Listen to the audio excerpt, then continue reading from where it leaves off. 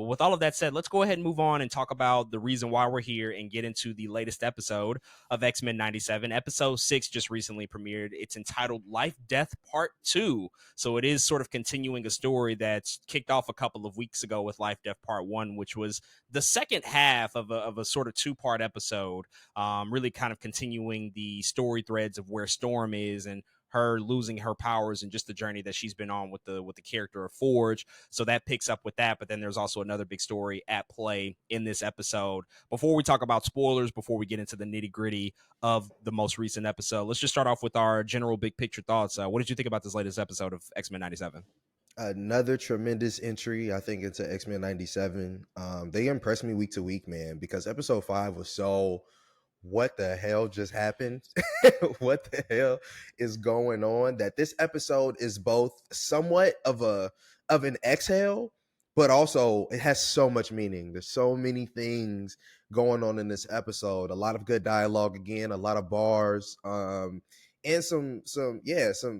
some really cool, I think, politicking going on, and some really good social commentary in this episode that I really enjoyed. But a lot of cool characters are back that I know that I really enjoy. Yeah, man. Oh, also, I really like the way this episode looks. I know we've been talking about the animation for a while, but they got Galactic in this episode, right? And everything is just so colorful and vibrant, and no spoilers, but even there's like some water spills, and I'm like, is that what water looks like? I was like, what is that? Is that water? So yeah, man, I just gotta continue to commend them for the way this show just looks. It's crazy. This is one of the ones where I sat there and was just like, ooh, this is beautiful. So yeah, another tremendous episode from X-Men 97. Yeah, I have to really echo most of those sentiments. I enjoyed it quite thoroughly. I think that we needed somewhat of a come down from the previous week's episode, which was absolutely devastating, to of course catch up with characters, but sort of slow down slightly and really kind of focus the story a little bit more. I think in a more focused way. Last week's story really kind of incorporated every mutant that's a part of the show and the larger ramifications, and this does as well, but it's definitely more of a character-driven episode, and I thought that was a great choice. On the Storm side of things, mostly enjoyed that. I do wonder, and this was similar to what we saw in episode 3 with the Jean Grey, Madeline Pryor story. I do wonder if maybe there was an opportunity to extend what was happening in this episode a little bit more. I think that some of the conclusions we got to happened maybe quicker than I would have liked, and we could have gone a little bit further with them, because we know in the comics those stories tend to run a lot longer. But that aside, it was really well executed, and I like that. And I can't really get into the other story without spoiling it, but I thought that stuff, to your point, the galactic introductions and what they did there, some of the faithful depictions of certain characters, the costumes, I'm like, oh yeah, this is beautiful. It's a total contrast to what we've seen in the MCU, because a lot of those characters, or at least some of those characters, have been a part of MCU movies before. But overall, a really, really great, fantastic job that I think certainly took two characters, focused on them, had their thematic stories intertwined to a certain extent,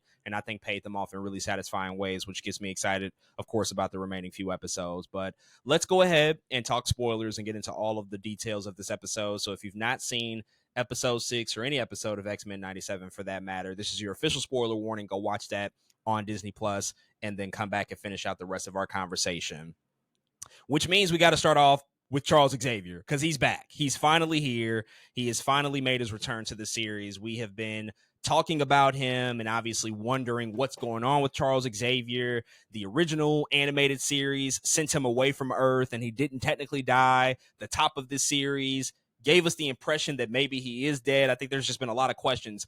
Deep down, I'm pretty sure we all knew he's not actually dead, but we just have to figure out what's going on with him and where he's been all this time, because it has been a year since the conclusion of that original animated series. And we find that he is in space, essentially, with the Shi'ar, and he has been a part of this growing empire for the past year, and he has a romantic relationship with Empress Lilandra. And really the way we start off with this episode is the sister of Lilandra, Deathbird. She launches an attack on the Kree. We get a lot of Kree Shi'ar back and forth, which I thought was really, really entertaining, before we ultimately see that Xavier and Lilandra have become engaged, and he's also walking. He's on his own 2 feet now, because he has this really impressive gold exoskeleton suit of armor that allows him to walk once again. And they're looking to solidify their engagement and their marriage ultimately for him to be alongside Lalandra to help rule the Shi'ar and to be a part of their future. So what did you think about just that whole introduction, seeing the Kree a part of this, seeing Deathbird and Lalandra, and then Mm-hmm. ultimately seeing where Xavier's been all this time? One of the things that was crazy was seeing Ronan, like young Ronan, like pre Power Stone, whatever Ronan this is supposed to be, was like, oh shoot, this is really Ronan, the accuser in this part or time of the universe. Again, I'm kind of in the back of my head saying this is the same timeline as MCU, right? So I'm like, oh, young Ronan. But it's really cool. Again, to see him like in a completely different place, animated, it was just like, oh shoot, Ronan's here. I thought that was dope. Second, man, I love Deathbird. Oh my God, Deathbird is about that business. She has like this just energy about her that's just really cool.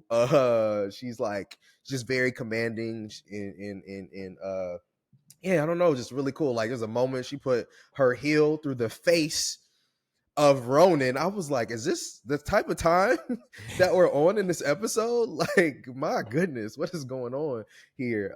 But yeah, I really like Deathbird.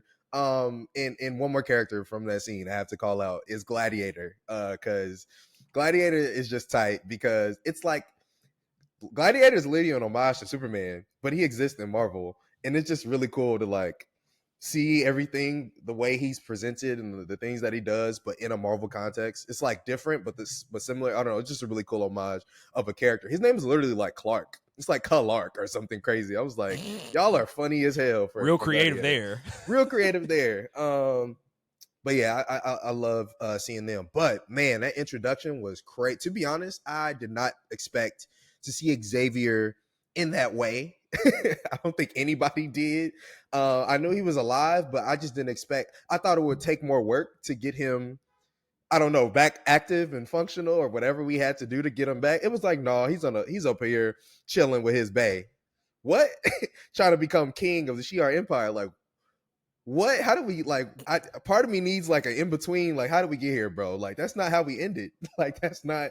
I don't know how you got here. So part of me needs some explanation. As eventually, when he does return, he got to tell him what happened, right? Like, there's no way he's not going to tell him what happened. So he has to tell him what happened. But man, I didn't expect that. I thought it was a really cool introduction to the episode. Great to see these characters. And Charles, again, that visual of him walking was like, whoa, what is going on here? Like, this dude has a suit of armor on. It's crazy. But yeah, I really liked coming to Xavier in such a crazy way. Again, I think they knew a lot of us would come in like, oh, Xavier is probably somewhere crazy, and they're like, no, he's just up here kind of chilling. So I kind of like that they did that.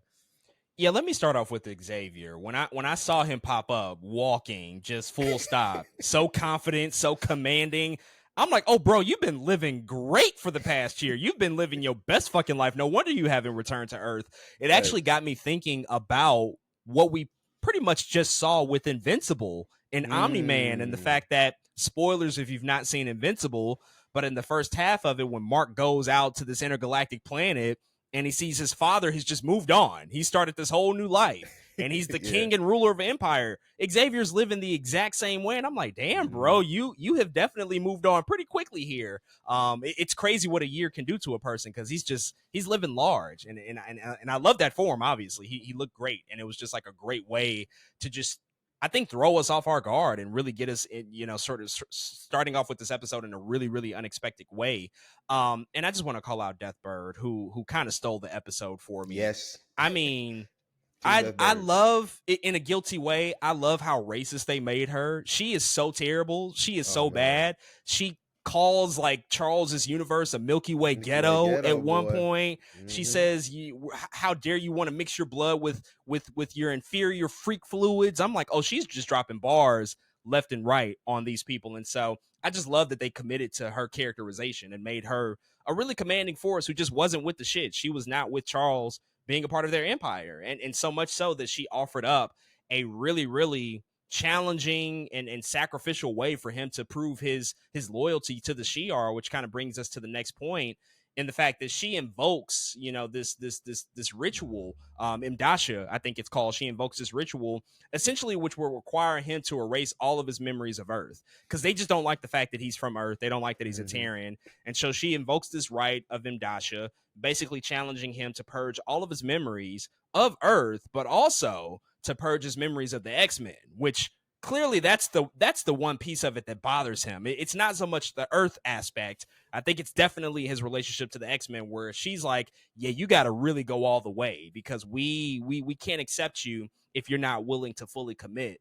And overall, this creates this, I think, a really challenging dynamic for Charles, and a choice that he has to make. Of course, Lalandra, who is battling her sister, but also wanting this to happen, wanting Mm-hmm. this relationship and this marriage to be consummated to a certain extent. So how did you feel about that conflict for Charles? The fact that he was going to have to completely just negate everything that's happened, his entire past, in order to possibly create a better future for the Shi'ar Empire.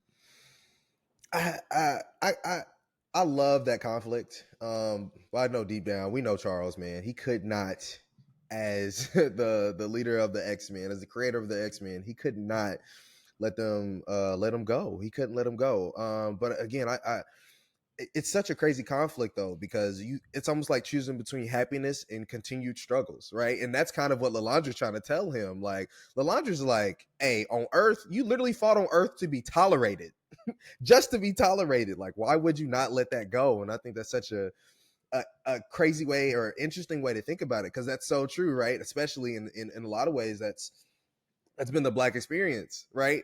For a lot of us, it's like that, and that's a lot of outlooks that people have on the Black American experience in particular. Is like, y'all over there just trying to be tolerated. Y'all need to come back to Africa. That's kind of in some ways what Lalandra's trying to say. Like, no, it's okay. Just come be peaceful. Come live your life. They'll be okay. And in fact, they even go on to make a point. Lalandra's like, you taught them well. Like, it's okay. But Xavier's like, they might have more to learn. Like, I might have a little bit more to teach A them lot before I more to can learn. a lot Yeah. more learn before I can go, you know what I'm saying? And so I really like, I love both of their points, because technically Landra's not making bad points either. She's like, live in peace, like, you've done what you could, and sometimes the work is not yet finished, and that's what Xavier's trying to say. So I just really like that dynamic and what they're saying back and forth, because in a lot of ways they're both technically right. But I love the resolve that Charles has, and the love that he has for his X-Men. I think that's so important. And not only that, but him wanting to remember the X-Men, not just the X-Men, but he says, I have a good friend named Magnus who's on Earth right now. And I'm like, dang, man, that's so crazy that after all these years, both what Magneto had set out to do, now after Xavier does, he takes the helm. Charles is like, I got this good friend, man, and yeah, I don't want to forget about him either. It's so crazy after all these quarrels that they both kind of always will remember each other as best friends in that kind of loving way. It's just a really cool, I think, thing to think about, no matter how much they've been through. Yeah, I mean, him ultimately refusing to go through with the right and the challenge just goes to show that the X-Men, his X-Men, have been on his mind and on his heart this entire time, despite what it Mm-hmm. looks like, despite the fact that it looks like he's having this new great life and this great future, and could potentially rule an empire and hopefully improve it, and have an era of peacetime to a certain extent. He knows deep down, as you said, where his heart is and where it ultimately lies, and the fact that he's not gotten over the fact that he has been away for so long, and that they probably need him more than ever now at this point, based off of what we saw last week, which Mm-hmm. we certainly know to be true. And I love how thematically his journey in this episode is very much intertwined with what we see with Storm later in the episode. The fact that both of these characters have to sort of turn away from their present circumstances in order to embrace their past. Where they are currently, it could define them, and it could certainly lead them to a certain future if they choose to go down that path. But they both have to remember these things and confront certain fears, I think, as well. Confront certain fears that they've dealt with, and Mm-hmm. ultimately go back to the past in order to rectify what's still out there, and ultimately reach a conclusion, and try to come to terms with who they really are deep down underneath that, because they've sort of been living in somewhat false realities for themselves. And I just love that they take us on that journey, especially with Charles, because we haven't gotten that time with him thus far up until this point. But as I mentioned, he does turn down the challenge, and he gets real old school with everybody. I mean, he uses his telekinetic powers and projection powers to basically set up a classroom for the Shi'ar and teach them a lesson. He's like, I'm gonna take y'all to school real quick. I'm gonna show you how we do it down at my school on Earth. And it was probably the most enjoyable part of the episode for me because we see him throw back on the classic suit that we know him to wear in the animated series, but he's still standing. You know, we get to see him as like a full standing present teacher in this moment. And they literally, you know, conjure up a classroom and he just has a conversation with the Shi'ar about their relationships and the meaning of Earth and all these different things that are just really important to him before ultimately it's interrupted by this really horrific vision of Gambit, who we know, you know, passed away in the previous episode. So how did you feel about just that whole sequence that which ultimately motivated Charles to make the decision that he made to go back to Earth and to be very confident in that decision and to tell Alondra, my X-Men need me. I gotta bounce. I can't be here. They need me more now than they ever have. What a cool moment. I think just recognizing him, Charles himself, this past year, he hasn't been a teacher. And that's why I love in that moment. He's like, let me do the thing I know I'm good at. Like, what have I been doing this whole time? They're not understanding what I'm saying. And part of it's because they won't sit down and listen. So let me put them in a place where they're forced to sit down and listen to what I'm saying to them. And I love this because, again, there's so much social commentary here of you may know your customs to be this way, but it's really the honesty of the way your people are built. It's really the honesty of your civilization that determines how successful you will be moving forward. Yo, you better speak on it, Charles Xavier. It was crazy. He was like, you know, talking about cutting people at the knees. It was just crazy. It was just a lot of really good teaching moments. And what I also love about it is the council was low-key listening. Deathbird was listening, right? He's like, the merits, he threw an apple in her mouth, whatever. But the council was like, one dude raised his hand. I was like, wait a second, did he raise his hand to ask a question? I said, he really got these people in school right now. And I love that in that moment, again, it happened really fast, right? But even in that moment, they're like, what if people don't adopt these ideals? What if they call them crazy? What if they, and he's like, shoot, you better, it's better than not doing it at all. You know what I mean? So I think it's really cool that they decided to go down that line. But it's also crazy that Charles is like, I think so willing, not necessarily so willing, but again, the wrestle to have to give up Lalandra after they was just talking crazy, you know what I'm saying? Like talking about he was a pet and she was like, bark later. I was like, I don't know what's going on, but it's crazy that Charles is ready to leave this, you know what I mean? Because I think there would be a sense of peace being with her. But I think, again, knowing about teaching is what he loves to do. And I think you really can't stop him from not only teaching, but from caring from his kids. And so, yeah, I love that whole thing. And I love how he was able to break it down to get the Shi'ar to understand, like they were actually listening. And I really like that. Yeah, it's also kind of crazy how patient this man is. The fact that he's willing to have a conversation because Deathbird was spewing all sorts of shit at him, talking that shit to him. And it's like, bro, watch who you talking to right now. Don't forget who I am. And he still was willing to have that conversation. And, you know, that ties into the entire approach of Magneto and Charles and their differences and how they approach relationships with other beings and species. I mean, Charles is always willing to be that person to give another chance and to see who a person really is, you know, dig a little bit deeper. And I love that they stuck to that characterization of him because what better way than to just like pause everything, let's calm down, let's have a seat, and let's just talk. Like we don't have to deal with all of this background noise because ultimately we can see that the rest of the Shi'ar Empire, they clearly feel a way about it. And if we let all of those voices get into this conversation, nothing productive can come from that. But if we just sit here and just talk through these things and I can provide you my point of view and I can still listen at the same time, then we might reach a better conclusion. And it doesn't totally go that way. Things kind of get cut off before they can really reach a resolution. But the point is made that he's leaving regardless of what's all happened because it's a dire situation. And we see and we know that the Genosha incident requires his attention immediately and he has to bounce. Let's talk about the other part of this episode, though, and that's Storm and her evolution and where she ultimately ended up in this episode. Again, as I mentioned in the non-spoiler section, this is a continuation of Life Death Part 1, which started a couple of weeks ago, which kind of continued the journey of Storm trying to gain her powers back. But we also see her here dealing with her present situation and ultimately having to embrace her fears and overcoming them in order to get her powers back. And I don't know if it's a ton to say about this, but really most of this segment of the episode kind of focuses on this conversation that Storm has with the adversary, which is like this Mm-hmm. demon bird, which continues to taunt Storm over and over and over again.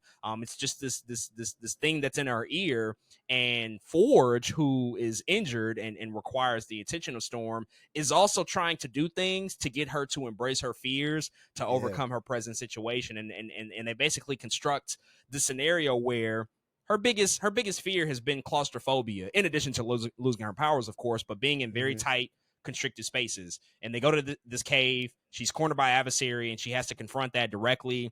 And ultimately, we see her go through this trial in order to get her powers back. So, how did you feel about just that whole setup? The fact that we kind of get directly into it. We see that Storm is now in a place where she just goes in it head on. She doesn't run away from anything anymore, and she just kind of directly addresses the situation at hand to become her full self once again after losing her powers all those weeks ago.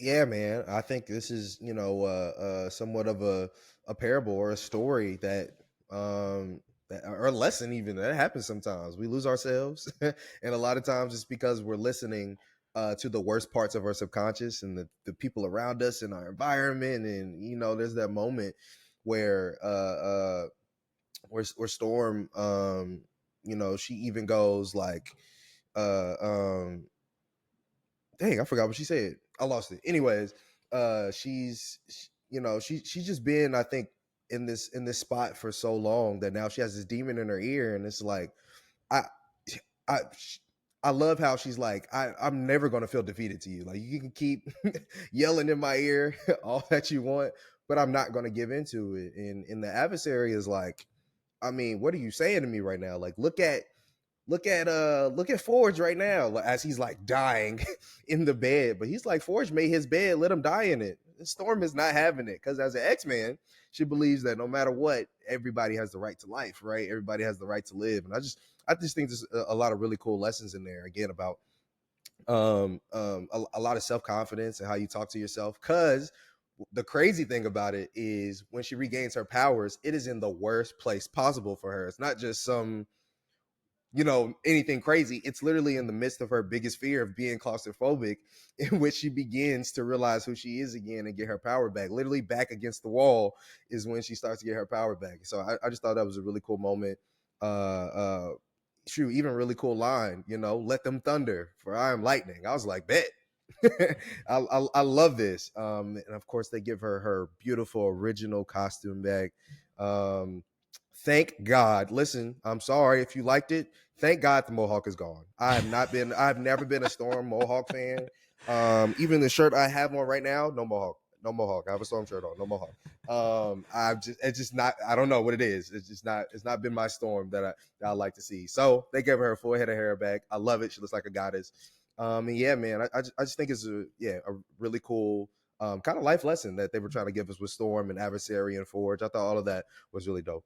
Yeah, the full head of hair was definitely a look. It hits different. But yeah, this segment of the episode, it was really good, well executed, and of course I liked sort of the allegories that it makes to our own personal experience and things that we deal with on a daily basis, and a lot of this does directly pull from the life death story in the comics as Mm-hmm. well. And it was good. I thought the good and the moment at the end, it really pays off in a great way, and I love the flying sequence, which the creators talked about the fact that this was very influenced by Man of Steel, and when he Mm-hmm. learns how to fly in that movie. Which, if you look at the sequence, it's like, oh yeah, they actually do like one for one shots, like when she's flying over the water, the Yeah. first person shot of her flying with her arms out. All of that is directly lifted from Man of Steel, and I love that. That's the one Zack Snyder comment that I'll give in this episode, because it's coming few and far in between lately with these Netflix movies. But anyway, it was overall really, really well done. This is the one element of this entire series that I do wish they spent a little bit more time on, just because, Mm-hmm. again, I would have probably have liked to seen her be without her powers a little bit longer. I understand Yeah. she also has to pull up on Genosha. Shit is Hmm. it's at its worst, and she got to go. And we see at the end of the episode, she sees the massacre, she sees all of the death and destruction. So just based on the placement of things, it makes sense that she'll get it back now so that she can aid in the fight. But it's one of those elements where it's like, yeah, this did run a little bit longer in the comics, so maybe they could have done a little bit more with it. But I know that they have certain time constraints. It's a 10 episode season. There's only so much room that you can play with. But ultimately, it was really satisfying to see her get her powers back with that original costume. It looked great. It was really fantastic. And at the end of this episode, basically all roads lead back to Mr. Sinister. We essentially Hmm. find out that he's the one that's been pulling the strings the entire time. He was the one responsible for the attack in Genosha. He basically used Bolivar Trask in order to create certain DNA to take over Master Mode that would launch this attack. There's cable implications, of course, that we still have to sort of figure out and rectify in a future episode since he was sent back to the future. But how did you feel about Mr. Sinister and his return there? We know he had a huge presence in episode 3. I think we all safely assumed that he was going to play a larger role in the season and was going to be coming back in some form or fashion. But how did you feel about that reveal and ultimately what it might mean for the next few episodes? Oh, just a good reveal.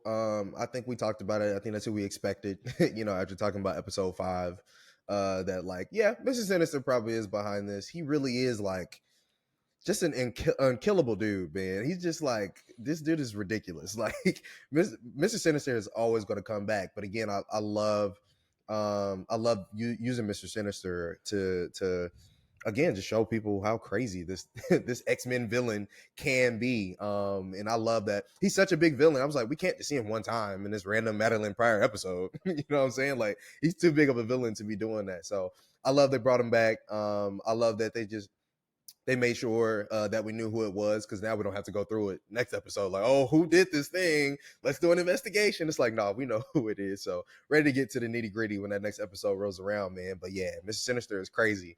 And yeah, it's.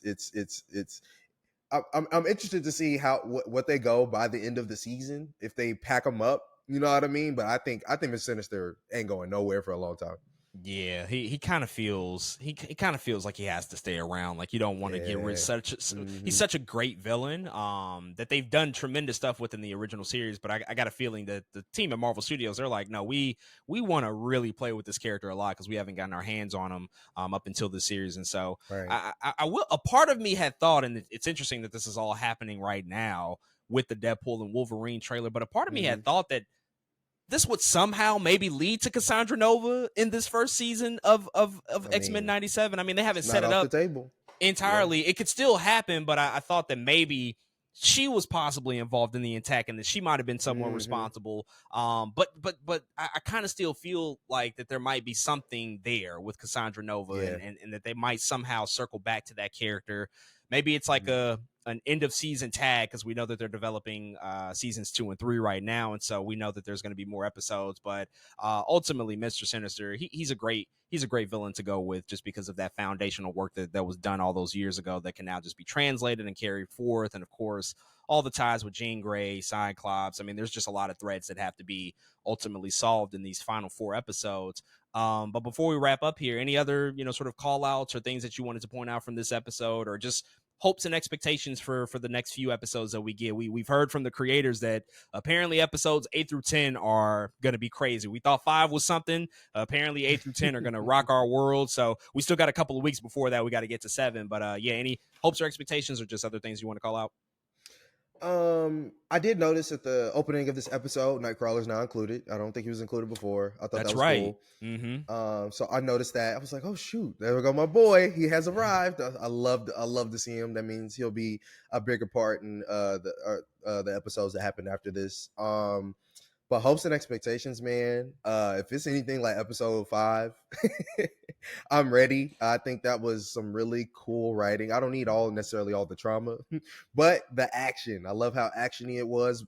Although you didn't always have to see the big action that was happening outside, you could feel it. And that's what I'm excited about. I think in this show is they really did create an environment for X-Men to live in. They created a world for X-Men to live in that I can feel. And everyone is doing such good voice acting too. I want to shout out them. It's funny, like there was that tweet that like everyone they're doing it right because Storm still sounds like Angela Bassett and Rogue still sounds like Dolly Parton, and like it's like, oh yeah, you're right, we're we're doing great, guys. So I'm pretty excited for all those things as well. But yeah, man, that's it. I'm just excited for more crazy nerdy X-Men stuff. I can't wait to get into it, and I can't wait to get into some new characters too. I have a feeling that we're going to start pulling in again some of those other characters, kind of what we did with episode 5 on Genosha. That was like, oh shoot, there goes Banshee and there goes Dazzler. I'm ready to get. I'm really excited to see some more of them. Again, I need my boy Bobby Drake to pull up. That's who I need. I need Iceman to pull up. That's my boy. So we'll see if he pops up. But other than that, man, I'm just ready for the next episode. Yeah, I mean, ultimately, the big thing that I can't wait to see Xavier coming back to Earth and dealing with that, and dealing with the X-Men, and the fact that he left them in the hands of Magneto, and I know some of them are gonna have a problem with that. Like, you did what, bro? Why the fuck why in your right mind did you ever think that was okay? Probably Cyclops is gonna be coming with a particular type of energy at Xavier when he returns, or they could just be so happy and overjoyed to see him, knowing that they need him at this point, that they'll put aside any petty differences and stick to the task at hand. But of course, all the soap opera elements. Can't wait to see that back. Can't wait to see how the relationships and the love triangles continue to unfold and evolve. Like there's so much sexual tension and so much stuff going on. Much. Everybody is so frustrated and dealing with all the drama. I'm very excited to get the main primary cast back, because we went without them this week. It was really just about Xavier and Storm. Very focused, isolated adventures. So I'm excited to get back to the main cast when we get to the next few episodes. But folks, those are all of our thoughts on episode 6 of X-Men 97. If you've checked this out on Disney Plus, definitely hit us up and let us know what you think.